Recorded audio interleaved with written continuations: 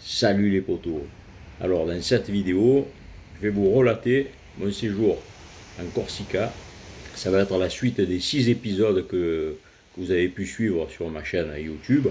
Et là, ça va être pour la période de septembre-octobre. Donc début septembre, mi-octobre. En fait, je ne vais pas me mettre à l'eau régulièrement. La météo n'a pas été terrible, printemps-été, sur la saison dernière. Pas cette saison cette année, la saison d'avant. Donc la météo n'a pas été terrible et septembre-octobre, ça va être la continuité de ce qui s'est passé en printemps-été. Sur ce long séjour, en général, je me mets 20-22 fois à la mer. Là, je me suis mis à l'eau 12-14 fois maximum. Il s'est passé des choses extraordinaires parce que j'ai fait des rencontres, j'ai fait des rencontres extraordinaires. J'ai rencontré un abonné. J'ai rencontré un abonné en train de chasser. Ouais. Et si vous voulez voir tout ça, il faut aller voir la vidéo. Allez, envoyez l'intro. Non, n'envoyez pas l'intro. J'avais oublié. À la fin de cette vidéo, elle va se terminer et il y aura un bonus juste après. Donc je vous ferai voir des extraits, des courts extraits de ce qui va se passer dans la prochaine vidéo. Et vous aurez un épilogue où il y aura du bonus. Voilà, c'est-à-dire des scènes que je n'ai pas pu mettre dans la vidéo, mais qui sont quand même importantes pour le séjour. Et donc voilà. Allez, cette fois, c'est vrai, envoyez l'intro. Allez, envoyez l'intro cette fois. Envoyez l'intro.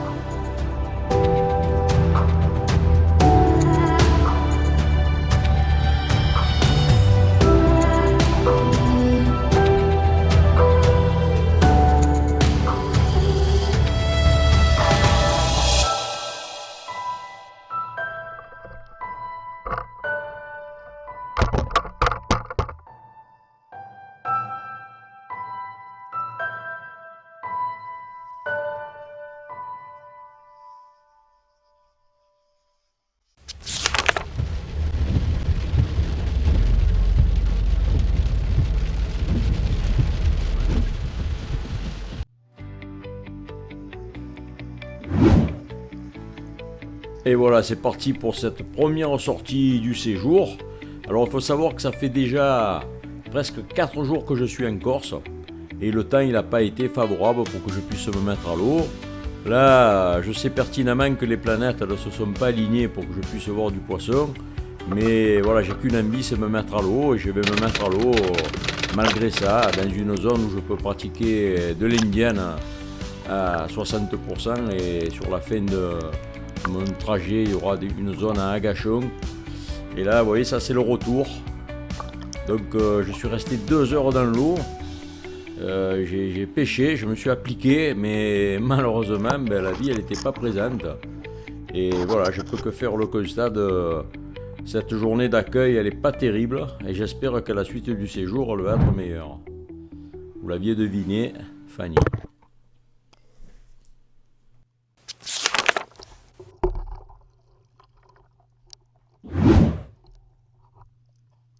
Voilà, là on est la deuxième sortie du séjour.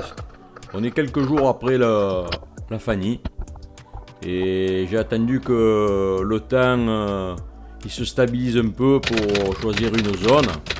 Donc 40% d'indienne, 60% d'agachon, parce que l'indienne, au départ de la mise à l'eau, il y a pas mal de rochers, il y a pas mal de découpage. Et moi j'ai un malin plaisir à faire de l'indienne dans pas d'eau. Et là, ça va être le premier poisson du séjour. Premier poisson de la sortie. Un merle. Voilà, faute de grive, on mange des merles. Là, le proverbe, il n'est pas aussi vrai. La vie, elle est très rare. Je l'ai vite ressenti quand je me suis mis à l'eau. Il y a très peu de mange. Il y a très peu de bandes de saupe qui traînent à droite à gauche. J'ai pas vu de muge qui traînait non plus. Qui est la nourriture favorite des prédateurs. Voilà, je continue. Et là, la scène mythique du taser de présentation. Un joli mérou, un superbe mérou. À cet instant de la vidéo, j'aurais pu lâcher un tir et le piquer de la surface. Et franchement, si on m'avait dit, quand j'ai commencé la chasse sous-marine, qu'un jour j'aurais l'occasion de tirer un beau mérou, un mérou de belle taille, à l'indienne de la surface, ben, je ne l'aurais pas cru. Et pourtant c'est vrai. Voilà, là on est en bout de zone où je peux faire de l'indienne de la surface. Et je vais piquer le deuxième poisson de la sortie, un museau pointu. Là, on se contente de ce qu'il y a. La mer, elle n'est pas si poissonneuse que ça, à part ce beau mérou là qui trônait, bien posé. Parce que si en plus on m'avait dit tu verras un mérou dans les années 70 à l'indienne de la surface et que tu vas pas le tirer, là j'aurais encore plus de mal à le croire. Voilà, là une scène assez incroyable, vous allez voir, observez bien ce qui va se passer. Là il y a un joli sard, je fais un agachon, je suis dans la zone à agachon. Et là il y en a un autre, je vais le tirer et je vais penser que je l'ai raté ce poisson. En fait je vais le voir partir et je vais me diriger dans sa direction parce qu'il est parti un peu titubé. Et là regardez, on est 10 minutes plus loin, au pied d'un rocher, je vois une forme blanche, je me dis c'est un poisson. Et c'est sûrement mon sard, mais j'y crois pas.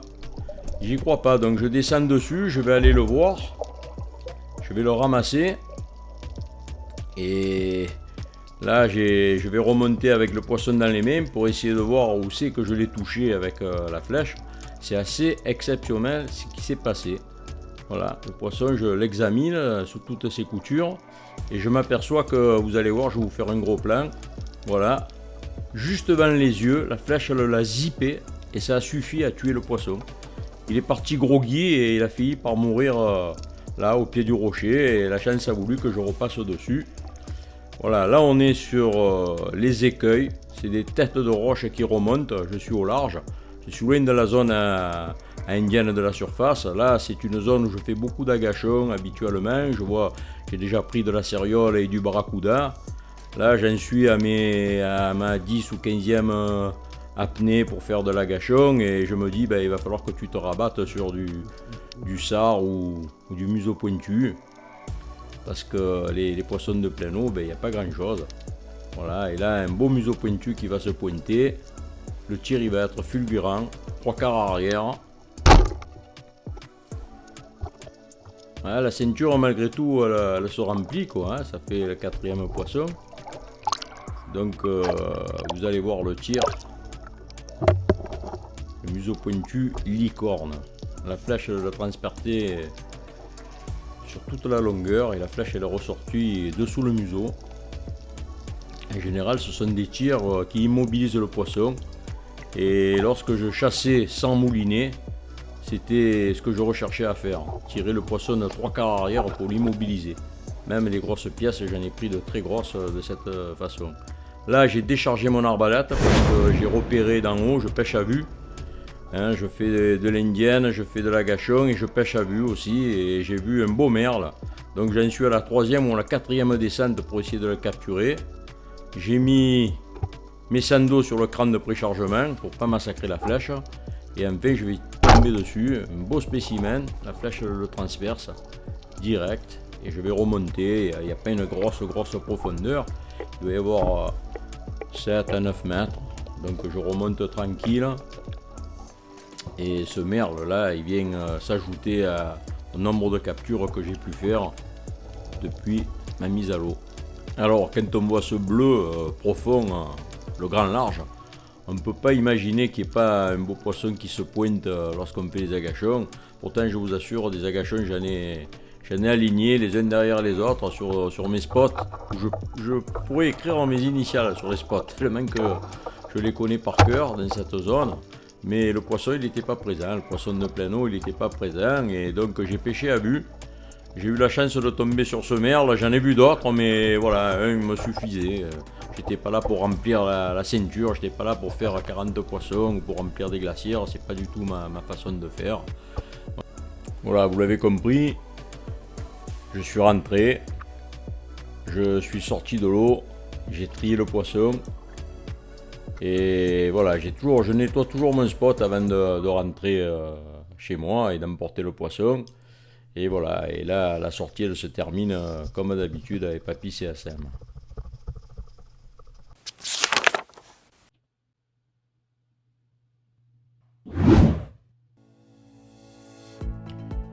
Alors je vous écris troisième sortie pour la vidéo parce que avant cette sortie il y en a eu deux autres où c'est quasiment rien passé, donc je vais pas vous faire des vidéos où il s'est absolument rien passé. Là je vais faire une sortie 100% agachon sur des spots à Denty. Je sais qu'il y a du Denty dans cette zone et là à ma surprise je vois des mulets à la mise à l'eau. Vous voyez il y a de l'écume, je vais enchaîner les agachons dans l'écume et j'adore quand il y a des mulets parce que ça veut dire que les prédateurs ils sont là quoi, il peut y avoir du prédateur. Donc là, ça va être l'action de la sortie. Dans l'écume, j'ai rien vu. Là, c'est l'action de la sortie. Cette zone, vous devez la reconnaître. J'ai déjà pris du Denty dans d'autres vidéos. J'ai déjà pris du Denty là, dans cette zone. Mais là, ce matin-là, il ne va pas y avoir de Denty. Mais il va y avoir du sard. Et du sard tirable. Parce que du sard qui n'est pas tirable, j'en ai croisé à tout vent. Il va arriver par-dessus, je me suis très bien caché. Vous voyez toujours l'importance de cacher l'arbalète quand on fait de l'agachon. Je vois trop souvent des vidéos où les gars ils chopent du poisson alors qu'ils ne cachent pas l'arbalète, mais bon, le poisson il n'est pas toujours suicidaire. Voilà, là, le tir il a été parfait. Et le poisson il s'y attendait pas parce que le danger il est venu par en dessous. Et donc j'ai réussi à réaliser ce tir sur un presque papé, je dirais. Moi en général quand je parle de papé avec les sards, c'est les poissons qui font le kilo. Ouais, celui-là il faisait pas le kilo, il devait faire bien 750-800 grammes. Voilà, c'est un beau spécimen. Et voilà, ça c'est d'autres pour imager ce que je vous ai dit. Voilà, c'est des poissons qui sont pas tirables. Il s'est pointé sur la pointe du fusil, la pointe de l'arbalète. Et je ne l'ai pas tiré parce que voilà, on ne tire pas sur tout ce qui bouge aussi. Hein. La maille c'est 23, mais bon, il faut des poissons quand même qui soient un peu plus conséquents. Ça c'est un sard qui fera un bon repas pour deux. Et là je vous amène dans l'intimité de Papy. Là c'est quand j'arrive à la maison. La caméra, j'étais pas resté 2 heures dans l'eau, je suis resté 1h30, peut-être 1h20. Et voilà, la caméra elle a continué à filmer, j'ai ces rushs. Je vous fais voir les images. Voilà le sard. Voilà, il va finir au four. Alors voilà la quatrième sortie pour la vidéo. Donc j'ai fait d'autres sorties, pas pour la vidéo, des sorties. Je ne suis pas à ma quatrième sortie, je suis peut-être à ma septième, peut-être huitième sortie. Mais des sorties qui sont restées infructueuses. J'avais essayé mon bazooka. Une nouvelle arbalète que j'ai, d'ailleurs je vous mettrai des rushs un peu plus loin, je vous ferai voir ce phénomène de dit. Là voilà, on est à l'indienne, dans une zone un peu à l'indienne, un peu à l'agachon au bout. Je vous aurais pas fait voir cette sortie si c'était pas passé quelque chose d'extraordinaire dans cette sortie, parce que je vous dis de suite, le seul poisson que je vais faire dans cette sortie, vous l'avez vu, c'est ce petit sard qui est pas énorme. Mais on est content de faire un poisson. La mer elle est un petit peu agitée ces jours-là dans la zone, mais on se réjouit parce que il y a quand même on voit le soleil. Il y a eu beaucoup de vent, beaucoup de pluie pendant ce séjour.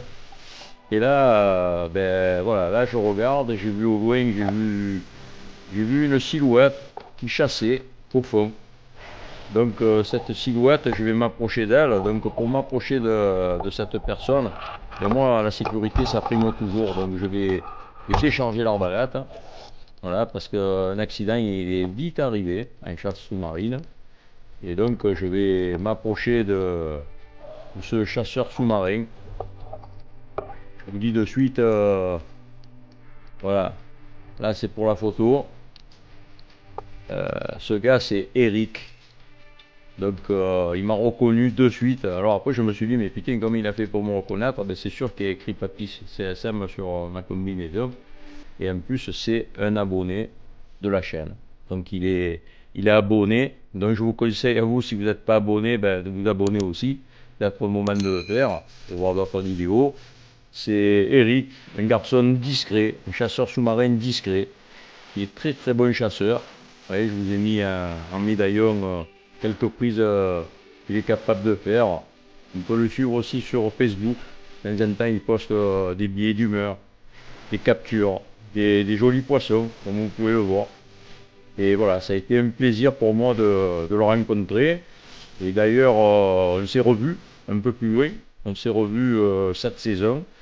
Et ça a fini au resto avec un autre pote à lui qui s'appelle Michel. Et je vous laisse imaginer de quoi on a discuté au resto pendant le repas. On a parlé de chasse sous-marine. Et voilà, c'était une belle, très très belle rencontre. Là, je pense que tu dois regarder la vidéo. Ben, je te fais coucou, Eric. J'espère qu'on va se revoir et que j'aurai l'occasion de revenir en Corsica. Chose que j'ai pas pu faire cette saison pour le mois de septembre-octobre. Et voilà, la sortie elle se termine toujours par on trie le poisson, on nettoie la zone et on passe.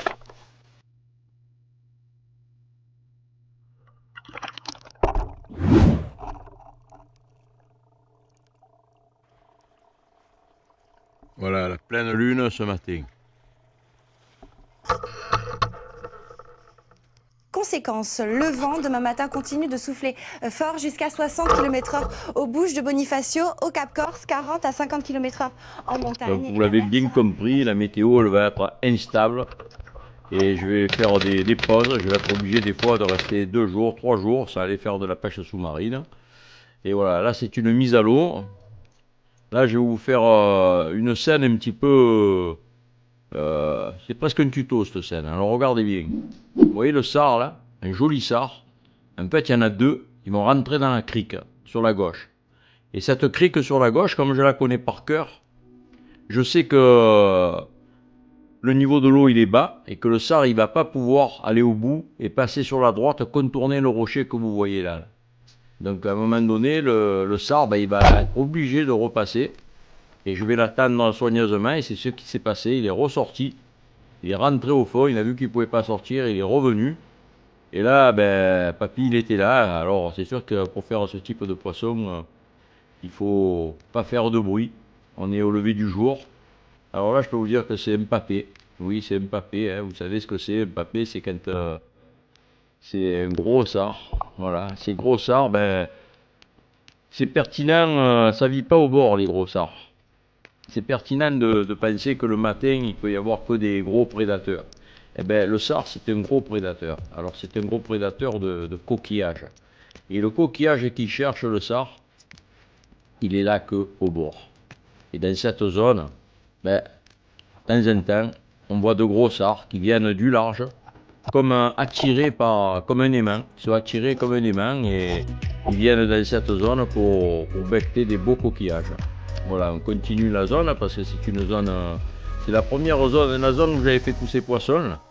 Et là, je suis sur la partie où je fais de l'indienne au bord, dans pas d'eau. Et là, quand je décharge l'arbalète, vous savez ce qui va se passer, je vais tirer un poisson à trou.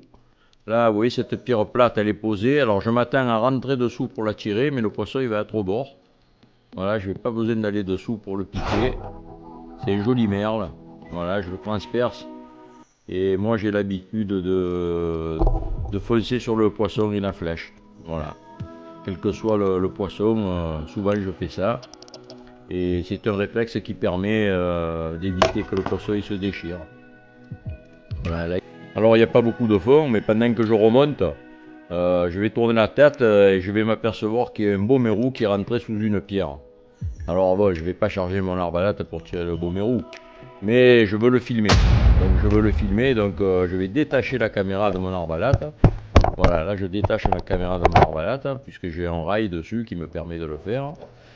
D'ailleurs ce rail il est sur toutes mes arbalètes, comme ça je peux interchanger directement l'arbalète, la caméra. Et là c'est ce rocher, vous voyez ce rocher bien rond là. Dessous il y a le mérou qui est rentré. Alors je vais plonger au fond, je vais un petit peu partir de loin. Là je suis sur une dizaine de mètres, là je vais ramper au fond pour essayer de surprendre le mérou avec la caméra. Parce qu'il est dans pas d'eau, il n'est pas traqué, mais quand même c'est un poisson qui se protège. Et vous allez voir, il n'est pas de ce côté, et observez bien, il est là. Voilà, regardez, on le voit bien. C'est un beau mérou, de belle taille. Et quand on voit la facilité qu'il a à rentrer dans des trous qui sont minuscules, je vous laisse imaginer si on devait piquer ces poissons. Et là, comme par hasard, vous regardez la zone, peut-être que vous la reconnaissez, on n'est pas loin de la zone où j'ai observé le gros mérou à l'indienne, du Taizer. Voilà, là je vous mets ces images parce que voilà, on voit bien le poisson qui se découpe, la caméra elle est restée en dessous, et avec le contre-champ, on a l'ombre du chasseur sous-marin qui charge son arbalète sur le bleu de la mer. Voilà, vous allez dire le papy il devient poète. Non mais moi j'aime bien ce type d'image, c'est un peu artistique, vous voyez. Si un jour je devais faire un logo, si je m'amusais à lancer une marque, c'est le genre de choses que j'aime bien voir voilà, sur le matériel de chasse sous-marine. Le chasseur sous-marin avec son arbalète, les palmes, et là il descend au fond.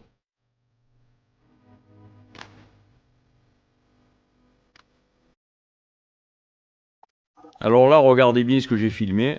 Ça, c'est une nacre. Voilà. La durée de vie, c'est 40 ans. C'est sur Terre depuis 6 millions d'années. Et dans cette zone où je filme ce bébé nacre, donc, disons, ben, elles avaient totalement disparu en une seule saison. En une seule saison, j'ai vu les nacres disparaître. Il n'y en avait plus. Et là, c'est peut-être un espoir. Espoir qu'elles reviennent. Parce qu'un bébé nacre comme ça veut dire qu'il va grossir et qu'il y en aura d'autres. Et voilà. Et là, la scène finale sur le rocher en train de trier le fiche. Voilà. Le joli papé. Vous voyez, là, je suis quand même content d'avoir fait un papé. Même si je fais pas de barracuda, de dorade, vous voyez, je fais la petite qui tourne là, mais quelque part, je suis content d'avoir fait ce beau poisson. Parce que le papé, ils sont de plus en plus rares, les papés. Vous voyez, je nettoie la zone.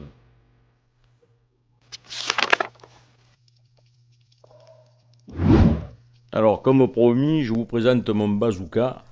Moi, je dis le bazooka, ça fait rire Carl Gunn, ça le fait rire. En fait, c'est un 115 double roller. Voilà, avec une flèche en 160, avec double hardillon. Et en fait, c'est une arme spécialisée plein eau. Donc, il n'y a aucune chance de pouvoir tirer un poisson à trous. J'ai vu des chapons à la première sortie, j'ai pas pu les tirer. Et le temps que je décharge les sandos, ben, quand je suis redescendu, les chapons, ils étaient partis. Voilà. C'est assez difficile à manœuvrer, mais voilà, c'est fait pour du lourd. Soit il y a du lourd, soit il n'y a pas du lourd. Et là, c'est ce qui va m'arriver. Donc, pour vous imaginer la scène, je vous ai laissé les images. J'ai mis une musique, mais rassurez-vous, je ne vais pas tirer pour ne pas casser la flèche.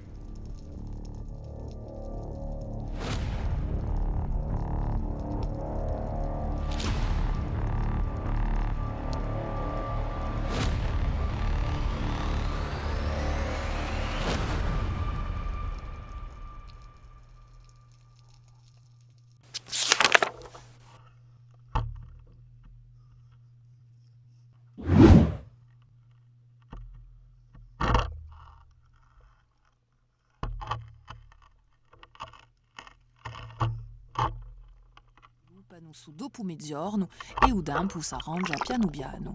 Il vento sarà veramente forte oggi, in Cabigorsu soffiera più di 100 km/h e il mare sarà di nuovo forte oggi. Alors, vent à 100 km/h et mer forte, pour ceux qui ne comprennent pas le corse. Et ça veut dire qu'il y a eu ce mauvais temps. Il y a eu encore du mauvais temps. Je suis resté presque une semaine sans me mettre à l'eau. Et là, je suis revenu dans la zone où j'ai fait le papé. Et là, ce matin, eh bien, il va y avoir encore un papé. Et cette fois, le papé, il est seul. Il est tout seul, il est en train de manger les fameux coquillages là, qui les attirent. Vous voyez, là on est au lever du jour. Voilà, il est derrière, il ne me voit pas arriver. Au jugé, à travers la posidonie, je lâche une flèche et je vais le piquer à l'arrière du corps. Alors il est légèrement moins gros que le papé que j'avais tiré. Mais c'est un très très beau spécimen, une fois de plus. Voilà, les papés, ils vont sauver mes sorties de pêche. Et voilà, j'ai un malin plaisir à prendre ces poissons. J'adore ce poisson. Et là, un gros papé comme ça, dans le four, voilà, il y a à manger pour deux, tranquille, quoi. Avec du vin blanc, des petits oignons, des pommes de terre et quelques autres légumes, ben, c'est toujours intéressant, les papés comme ça. Alors là, quand vous me voyez tourner comme ça, je vous laisse ces images parce que si vous filmez des vidéos, il faut toujours penser à la lumière. Donc il faut que la lumière elle éclaire le sujet. Et c'est bien d'avoir le soleil ou le jour dans la gueule, comme ça la caméra elle vous filme, vous êtes éclairé. Voilà, je m'empresse de mettre le papé à la ceinture et j'espère que ça va pas être la même sortie avec 2 fiches, voilà, où j'ai pas vu grand chose. Voilà, là on continue à chasser, on est sur ces fameux écueils du large. Là je suis revenu, je suis allé au large, j'ai pas fait grand chose à l'indienne à part ce joli papé, et là je suis sur les têtes de roche. J'ai déchargé l'arbalète et comme d'habitude, le traditionnel merle qui traîne en bordure des rochers que je vais piquer. Voilà, c'est un très très beau spécimen. Voilà, le merle et le papé, ils vont me sauver ce séjour. Voilà, un très beau spécimen. Alors c'est une chasse à vue. Ce sont des merles noirs. Vous voyez, dans le bleu profond de la mer au large, c'est des images magnifiques. Voilà, c'est des merles de compétition. Mais bon, je ne suis pas là pour faire des tonnes de merles. Et là, vous voyez, ce que je vais faire, c'est une indienne en apnée, au fond. Alors, j'en fais pas beaucoup voir parce que ça réussit pas souvent, ces techniques. Il y a de moins en moins de poissons dans ces zones. Mais voilà, vous arrivez à l'indienne. La différence de l'indienne normale, c'est que là, vous êtes en apnée. Et le poisson, quand il sort, vous allez le surprendre. Il se doute pas, il sort, il a senti qu'il y a un danger, mais voilà. Et en général, quand les sards ils sont pas tout seuls comme ça, ils partent comme des bombes. Mais s'il est tout seul, le sard, si le poisson il est seul, souvent vous le surprenez. Voilà, ça fait 3 poissons et donc je décide de rentrer. Et voilà, l'éternelle scène de Papy CSM qui trie son poisson sur la roche avant de rentrer. Voilà, là, j'ai dû rester, ce jour-là j'ai bien dû rester 2 heures, j'ai insisté, je suis allé un peu plus loin que ce que je vais d'habitude, mais il n'y avait pas plus de vie que ça. Et voilà, force est bien content d'avoir piqué du poisson. Et quand vous m'avez vu avec la grosse arbalète, je l'avais essayé plusieurs fois, sans succès.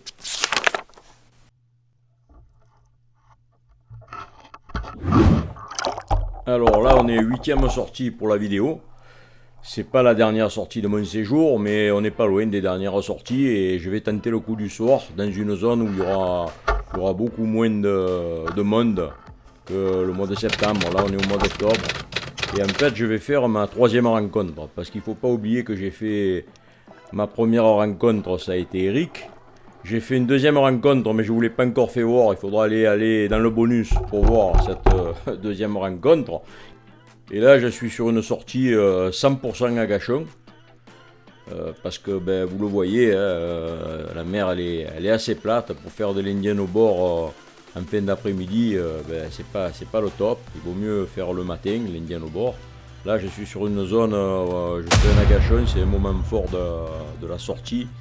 Je vois les saupes accélérer, même si j'accélère la scène moi-même avec les moyens techniques, j'avais espoir de voir un beau prédateur derrière ressortir de derrière les saupes, mais bon, je l'attends toujours le prédateur. Et voilà, j'enchaîne les agachons et là je vais prendre un poisson. J'ai repéré un beau lasagne, un lasagne vert.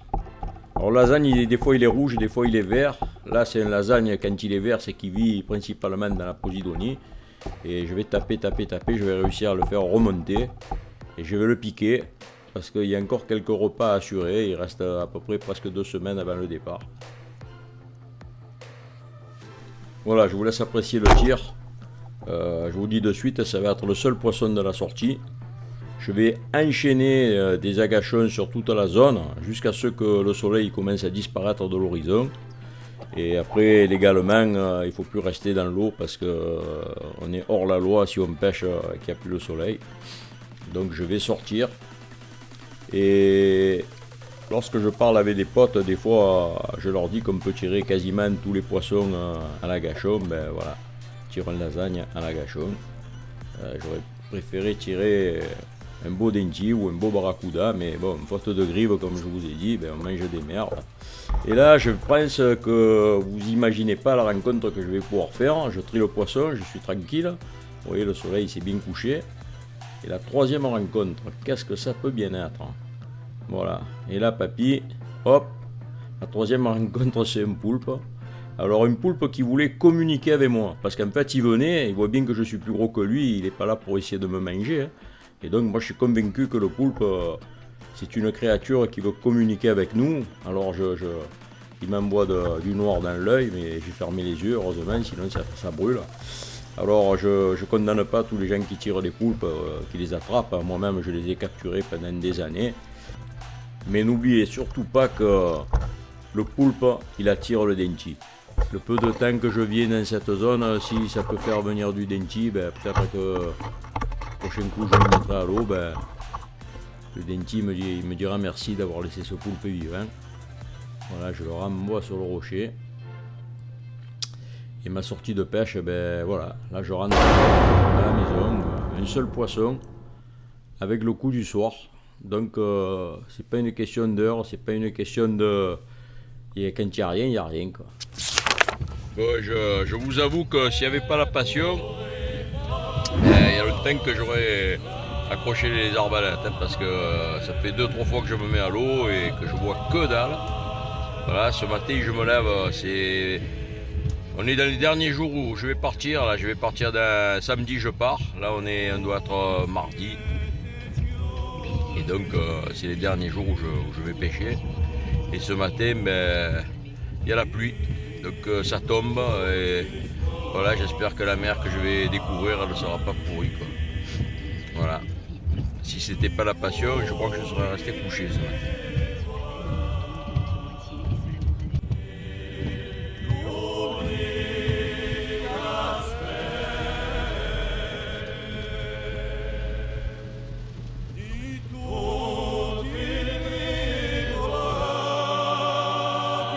Voilà, je viens d'arriver sur le spot, à peu près 40-45 minutes de voiture.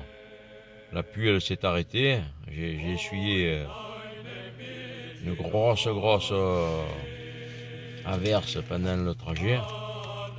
Mais bon, voilà, comme je vous ai dit, c'est la passion. Et puis c'est les derniers jours où je me mets à l'eau.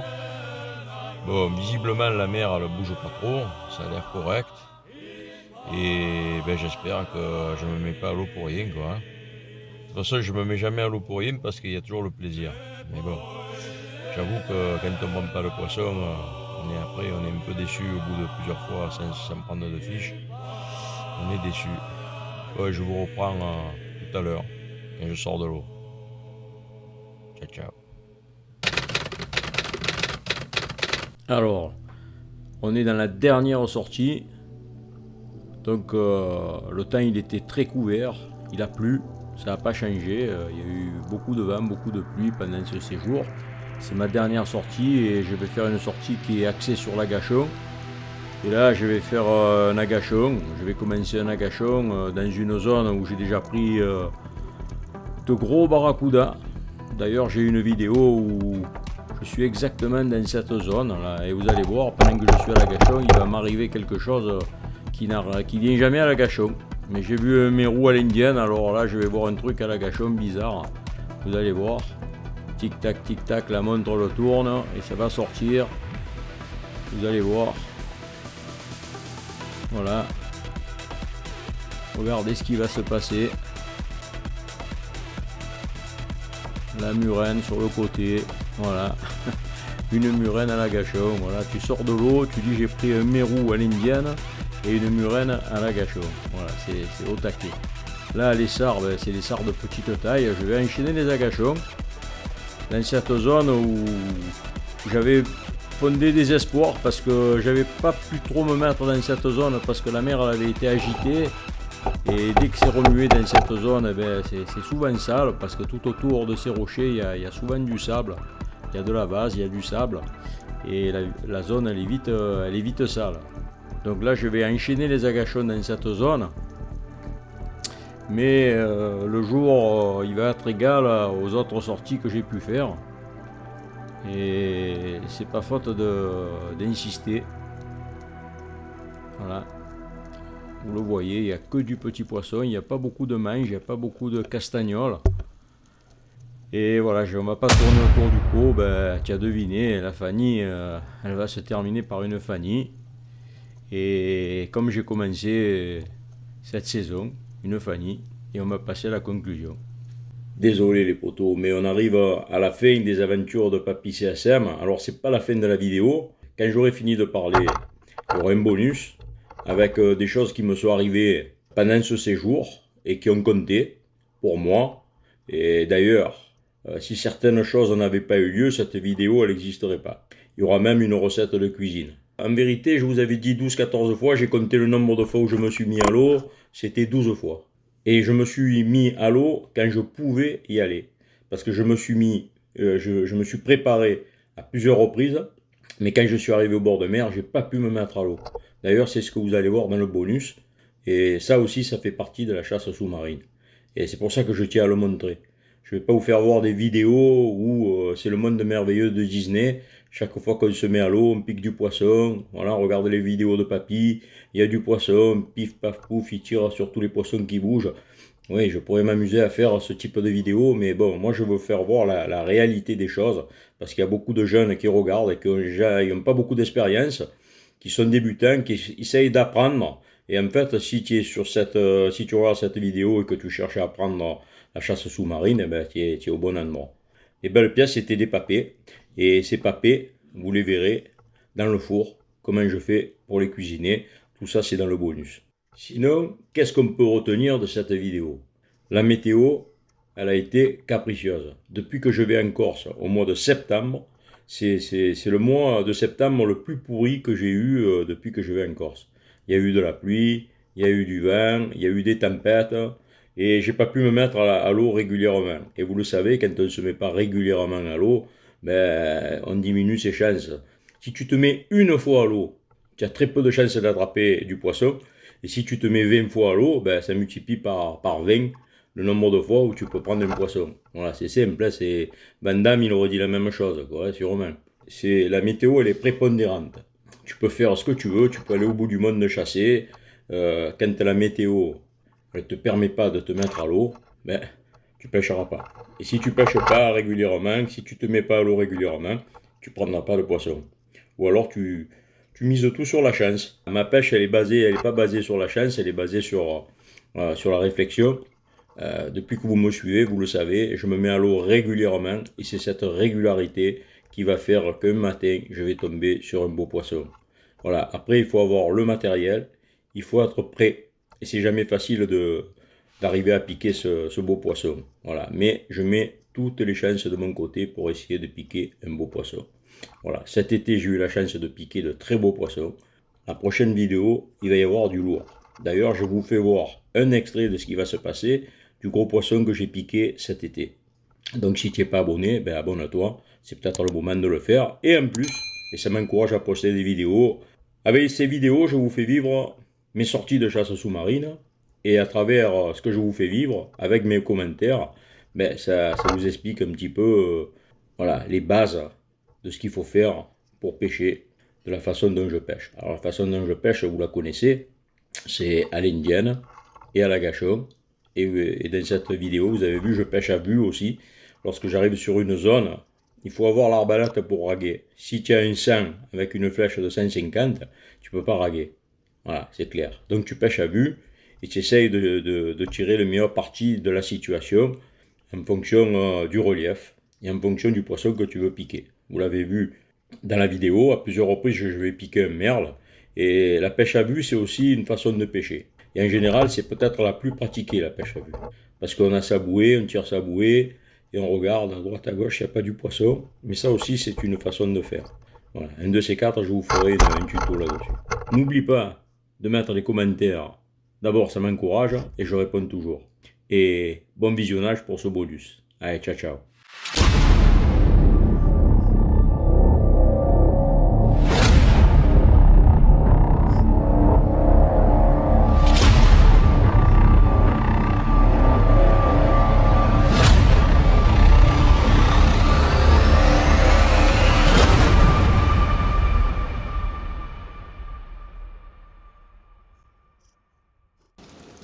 Bon, il va y aller, il pleut méchamment, pleut méchamment, mais bon, ça n'empêchera pas que papy va se mettre à l'eau. Salut les potos, ben il faut avoir du courage parce qu'il pleut. C'est pas trop, il a plu toute la nuit, j'avais plus d'électricité en me levant ce matin. Et voilà, et donc on va essayer d'y aller quand même. Je vais vous faire voir ça. Voilà. Là c'est devant chez moi, vous voyez, il y a une flaque d'eau là, il faut pas tomber dedans. Hein. Mais bon, ça fait quoi, 30 cm d'eau? Je me plains pas parce qu'à Marseille il paraît qu'ils sont inondés alors. Bon allez, on va y aller. Voilà, le matin, quand il pleut comme ça, ben, c'est chiant, mais tu te dis il n'y aura personne, quoi.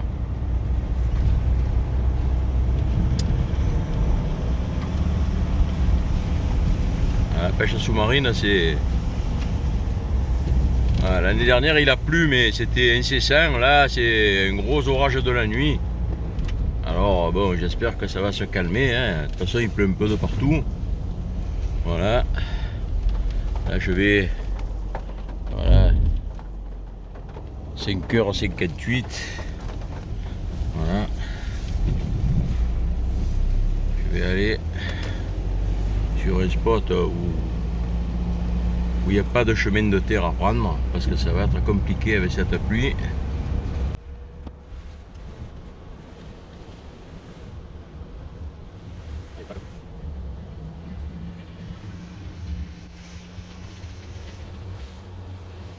Voilà, j'arrive à la bonne heure, le jour où il est en train de se lever, j'ai affronté les éléments, les coupures d'électricité, etc. Et ce que j'avais pas pu prévoir, parce que je suis quand même à 10 km de la mer, c'est que quand j'arrive, eh ben, voilà, je vois cette mer, elle est démontée, et en plus le temps il va forcir dans la journée, et donc ma journée de pêche, elle est annulée, je suis obligé de remonter à la maison et je vais ranger mon frein, voilà. Et à plusieurs reprises, je vais faire ça à 3 reprises. Tu descends et tu pêches pas. Alors hier, avant-hier plutôt, j'étais bloqué, ça faisait 2 semaines, 3 semaines, j'étais bloqué, j'avais le dos bloqué. Je trouve un ostéopathe sur Propriano, il s'appelle Mondoloni. C'est un jeune, il est très compétent, il m'a débloqué, il m'a fait du bon boulot. Par contre, j'ai pas été raisonnable. Parce que hier j'ai travaillé comme un forçat à soulever des charges. Donc là ce matin je suis un peu ankylosé, mais je ne pense pas que ce soit ma colonne qui redéconne. Voilà. Et c'était pour vous dire tout simplement que le gars il faisait de la chasse sous-marine. Et il m'a dit mais je vous connais, vous êtes papy CSM. Là franchement ça m'a fait rigoler quoi. Voilà. Et si vous voulez aller voir un ostéopathe, a Propriano, Mondoloni, voilà, route de Bonifacio, à Propriano. Bon, je vais me concentrer sur la conduite pour pas m'envoyer en l'air parce que là, ça tombe. Alors, vous êtes nombreux à m'avoir demandé les recettes de poissons. Alors, il n'en manque pas des recettes. Ça, c'est le papé, un des papés que j'ai attrapé. Et en fait, je vous montre ma spéciale, c'est-à-dire que le poisson au four. C'est celui que j'adore. Voilà, là on le prépare, on le coupe parce qu'il est épais pour que la chair elle puisse cuire jusqu'au cœur du poisson. Et en plus, ces fentes elles vont servir on va les garnir. On va mettre des herbes de Provence à l'intérieur, enfin ce que vous aimez quoi. Voilà, là on le coupe jusqu'au centre. On a coupé un morceau de la queue, sinon il ne rentrait pas dans le plat. On a levé les caudales, ça facilite la découpe pour la suite quand on va le manger. Et là on ajoute les légumes. Voilà, les légumes qu'on a dans le frigo au moment où on fait le poisson. Voilà. Moi j'aime bien le poireau, l'échalote, les carottes. Vous pouvez ajouter de la tomate, du citron. Voilà. Là on n'oublie pas le vin blanc. On n'oublie pas l'huile d'olive et il faudra arroser au fur et à mesure de la cuisson le poisson. Les pommes de terre, on les fait pré-cuire pour les ajouter à la fin. Et voilà, le poisson il est prêt à être mangé. La cuisson, vous la vérifiez chaque fois, vous plantez le couteau et quand la pointe elle ressort, elle ne doit pas rester accrochée au poisson. Overdan arrive dans quelques instants, à venir aussi pour vous quand on vous porte. Éphéméride. Et nous sommes le 5 septembre aujourd'hui, nous fêtons les Raïssa. Et en ce 5 septembre, je pourrais vous parler de la prise d'otage lors des Jeux Olympiques de Munich en 1972. J'aurais aussi pu vous parler de la naissance de Freddie Mercury en 1946. Mais le 5 septembre 1791, Olympe de Gouges rédige la déclaration des droits de la femme et de la citoyenne. De son vrai nom, Marie Gouze, elle naît à Montauban en 1748. Devenue veuve et mère de 2 enfants à seulement 18 ans, elle monte à Paris avec son nouveau compagnon, entame une nouvelle vie libre de toute contrainte et prend le nom de scène d'Olympe de Gouges. Elle fréquente les écrivains et les intellectuels, elle écrit des pièces de théâtre, des romans convenus, mais ses idées ne tardent pas à mûrir.